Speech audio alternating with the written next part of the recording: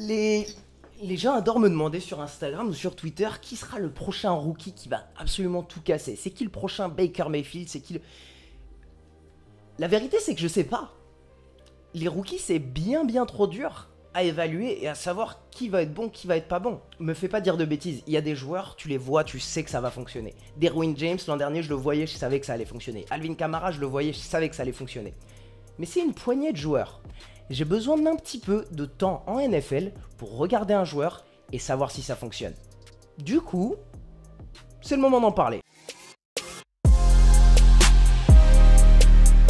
Et salut l'équipe, c'est Samy pour Après Sports News, j'espère que vous avez la pêche. Aujourd'hui, je vais vous présenter mes 8 joueurs qui vont être des stars en NFL, qui ont déjà joué au moins une année en NFL. Donc d'abord, je vais définir, c'est pas des rookies, c'est des joueurs qui n'ont jamais été pro bowlers. Et c'est pas forcément des joueurs que je vois aller au Hall of Fame, c'est des joueurs qui iront au Pro Bowl. Et d'ailleurs, pense à mettre ton pouce bleu, parce que je le vois sur les dernières vidéos, les gens kiffent, mais les gens mettent pas le pouce bleu. Pense à le mettre s'il te plaît, et merci. Alors sans plus tarder, je vais commencer avec 3 joueurs défensifs, 5 joueurs offensifs. On va commencer du côté des Giants. Et oui, il y a de l'espoir chez les Giants, vous avez perdu Odell Beckham, vous avez perdu London Collins, mais vous récupérez Jabril Peppers, qui peut être très bon. Il a montré une vraie progression l'an dernier avec les Browns, parce que sur sa première année, il était hyper mal utilisé, c'était un très mauvais coaching, il était tout au fond de la défense, c'était un safety des plus deep de toute la NFL. Du coup il faisait pas de tacle, il faisait pas de plaquage, il se faisait avoir sur les tracés intérieurs. Complètement une erreur de coaching. Cette année, avec Freddie Kitchens, avec Hugh Jackson qui adapte un petit peu le jeu défensif, il s'est retrouvé à être un petit peu plus à l'intérieur. Il a fait des très belles stats, il était surtout partout où était le ballon. J'adore regarder des safeties, et pour moi un bon safety, c'est le safety qui est toujours au niveau du plaquage. C'est ce que je vois chez Derwin James, c'est ce que je vois chez Jamal Adams, et je voyais un petit peu de ça chez Jabril Peppers. L'an dernier, il avait 79 plaquages, 2 fumbles forcés, 3 fumbles recouverts. Peppers va au moins dupliquer ses chiffres, je pense, chez les Giants, parce que il remplit le rôle de London Collins qui avait beaucoup de stats. Donc il faut que quelqu'un récupère ses plaquages. Numéro 7, on va aller à Baltimore. J'ai un cornerback que j'aime beaucoup qui vient d'Alabama, Marlon Humphrey. Alors c'est pas facile d'évaluer des cornerbacks quand tu regardes un match en live, parce que l'action s'enchaîne, des fois c'est des courses, c'est pas toujours des ballons lancés vers lui. Et parmi les excellents cornerbacks, je parle des Darrelle Revis par exemple, un excellent cornerback empêche le quarterback de lancer vers lui.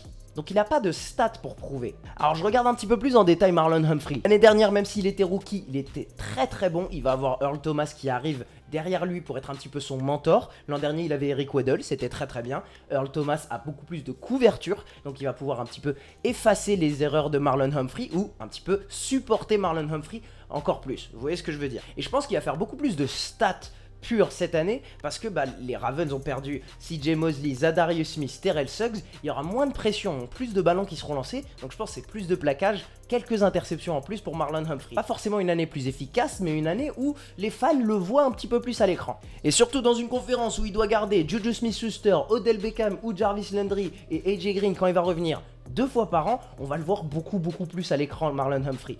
Donc c'est un peu un kit tout double pour lui cette année, et je parierais sur lui pour devenir un pro bowler. Et le dernier défenseur, on va aller à Denver, et à Denver, on parle beaucoup de Von Miller, mais en face, si vous avez loupé la saison rookie de Bradley Chubb, il faut s'accrocher cette année. L'année dernière, Bradley Chubb a fait 12 sacs en tant que rookie, et Patrick Mahomes, Derek Carr, Philip Rivers, c'est des gars qui lancent beaucoup de ballons. Je pense qu'il va pouvoir au moins renouveler ses chiffres. 12 sacs, c'est autant que ce qu'a fait Khalil Mack. On a vu pendant cette pré-saison Bradley Chubb complètement dominé contre des titulaires. C'était pas contre des remplaçants, c'était contre des titulaires. Encore une fois, il y a un vrai focus sur Von Miller pour la ligne offensive. Donc Bradley Chubb se retrouve souvent en 1 contre 1. Et je pense qu'il va vraiment prendre un step encore en avant cette année et aller sûrement au Pro Bowl.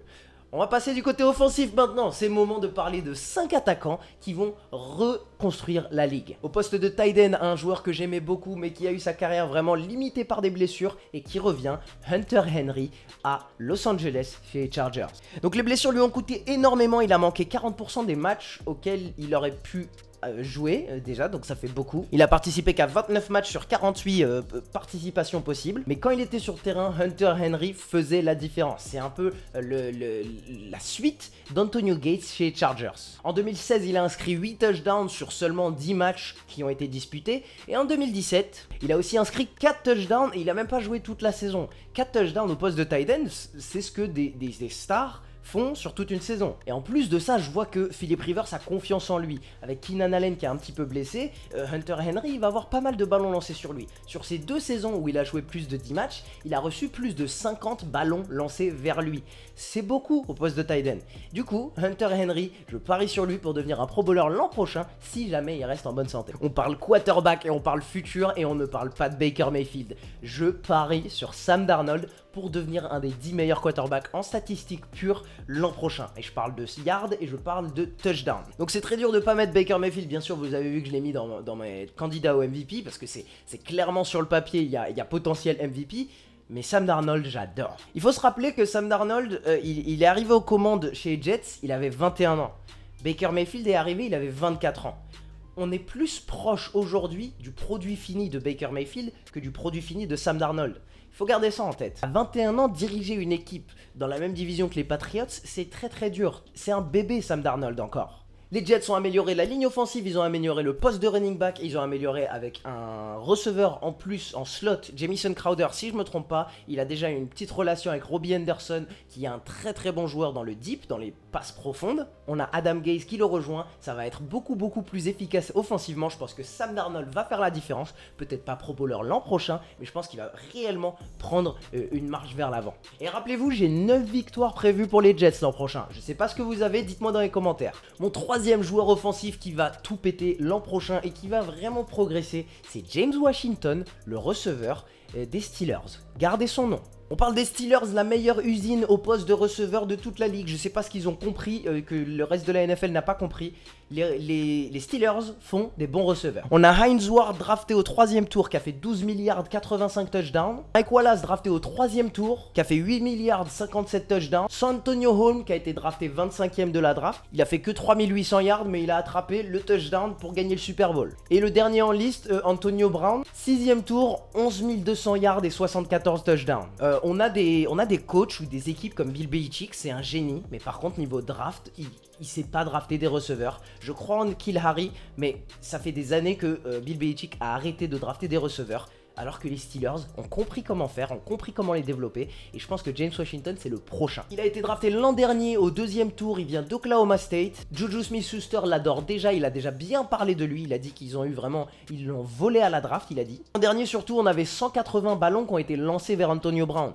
Ces 180 ballons, ils doivent être distribués à d'autres joueurs. Juju Smith-Schuster a déjà attrapé énormément de ballons, il va pas en attraper beaucoup plus. Juju Smith-Schuster, peut-être que ça va être un joueur qui va faire 90 balles attrapées par saison. Mais du coup, James Washington, qui a vraiment dominé pendant cette intersaison, qui a dominé pendant le camp d'entraînement, qui a fait des belles choses pendant la pré-saison, je pense que c'est le prochain receveur de Pittsburgh à s'améliorer et à vous surprendre. On continue au poste de receveur et un joueur qui va jouer avec un de mes joueurs préférés à Jacksonville chez les Jaguars, avec Nick Foles, Dede Westbrook. Nick Foles vient d'arriver à Jacksonville et en voyant ses performances en pré-saison, il a déjà trouvé son receveur favori. C'est Dede Westbrook. Si vous voulez faire le test, allez voir les vidéos de highlights de Nick Foles pendant la pré-saison.